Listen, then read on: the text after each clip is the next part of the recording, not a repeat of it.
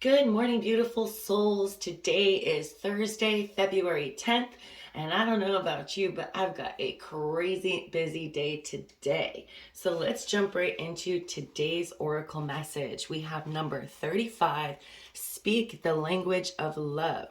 Loving words have the power to change lives, including your own. Speaking of languages of love, I just posted last night the love languages tarot reading. Check that out if you're interested.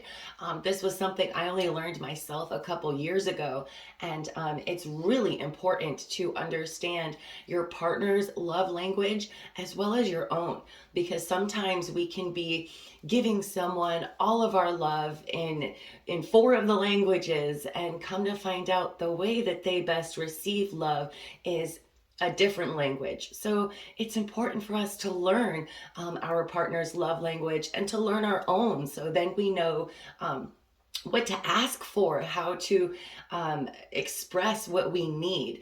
Because when I first, not even my husband, before that, in my other relationships, it was like, oh, if you love me, you would do this. If you love me, you would do this. And it's like, and then they would do that. And I'm like, no, I guess not. If you love me, you'll do this.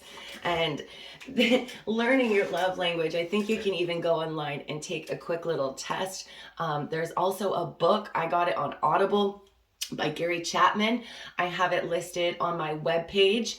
You can either buy the book on Amazon, I have the link, or you can go on Audible and get it. And I listened to mine while I was cleaning and bebopping around the house. But love languages are super important to learn. And if you're not in a relationship, it's still important to learn your own love language, because how you receive love and how you express love are going to be probably entirely different. All right, here we go. A positive attitude works wonders in creating more love around you. Allow yourself to really express yourself positively. Use only wholesome words when speaking to others or even about yourself. Be conscious of any language you may use out of habit, and be willing to release this to create more positive energy around you. Doing this will bring more love to you. For example, I had to learn to release the whole, if you loved me, you would da da da da da, so try to identify what it is that you just naturally have learned to say that you might want to try to practice not. Often your exact words or actions won't be remembered. People tend to recall how something you said or did made them feel. Taking a moment to choose words that are more loving can have such an amazing impact on others.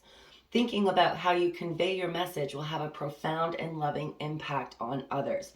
Treat conversations with others as an occasion to discover something original. Consider the other person's point of view and treat them with compassion. There will be many opportunities to state your case or impart your viewpoint. Two young nature beings gaze lovingly at a newborn dragon sitting on a rose.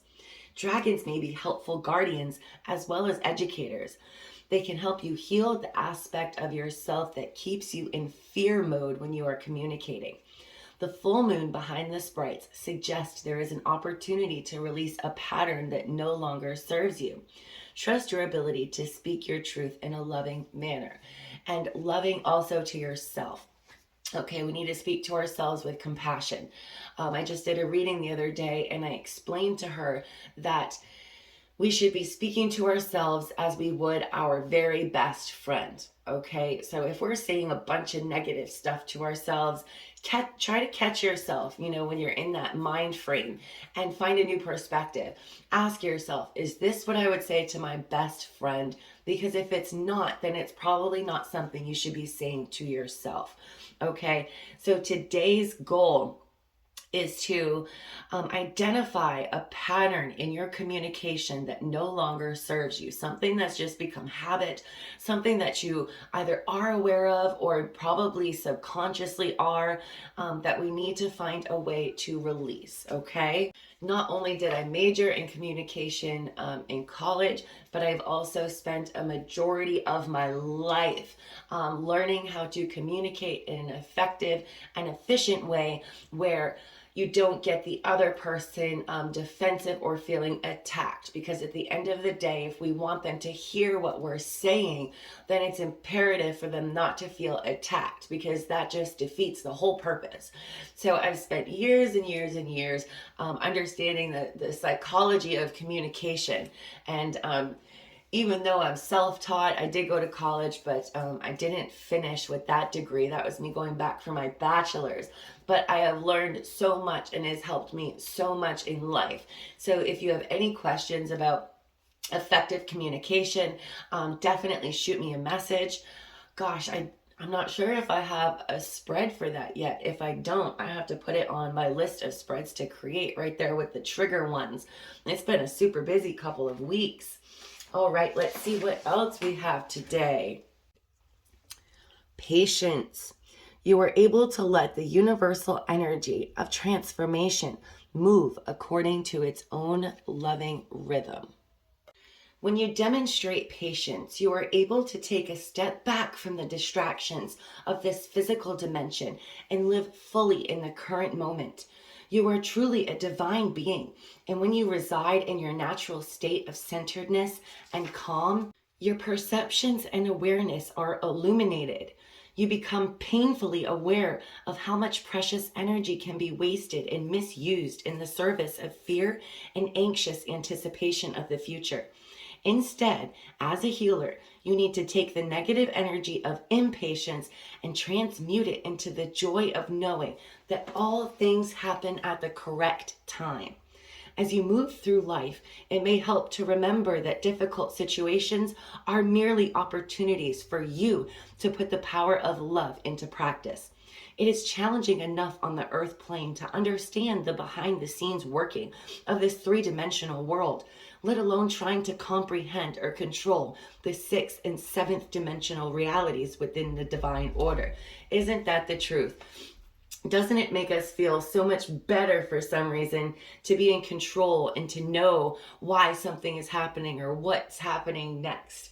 Especially me with my abilities, it drives me nuts when I don't know why or the how or the when. And the biggest thing that I have learned as a psychic medium, as a spiritual healer and advisor, is to remind myself that everything happens for a reason in its own divine timing, and I'm not always supposed to know why, okay? So remind yourself that if you find yourself stuck on the whys, the whens, the hows, in the unknown. But being open to change and knowing it will occur in its own time is the highest example of patience. You learn to press the pause button on your reactions to life's upsets. Don't fast forward your life, because when you rush through it, you may miss the most significant moments. Life is not a race, it's a journey. In order to bring peace to the outside world, you first must realize patience in your inner world. Good things come to those who wait. When you find yourself impatient with how something is working, with waiting for an answer, right? Waiting for something. This is when you need to demonstrate not only the love, but the faith, okay? The faith in the universe, the faith in spirit, source, the faith that everything will work out the way that it's supposed to, okay? Remember, stay positive, because you're going to attract that positive energy. The universe is going to give you what you're constantly thinking about. Your thoughts are the most powerful thing ever. You just got to understand that. So when you find yourself in a moment where you're waiting for an answer and you're frustrated because you don't know why something is happening to you, okay? Demonstrate having that faith, okay? Demonstrate surrendering and knowing that in divine time, everything is going to work out just the way it's supposed to.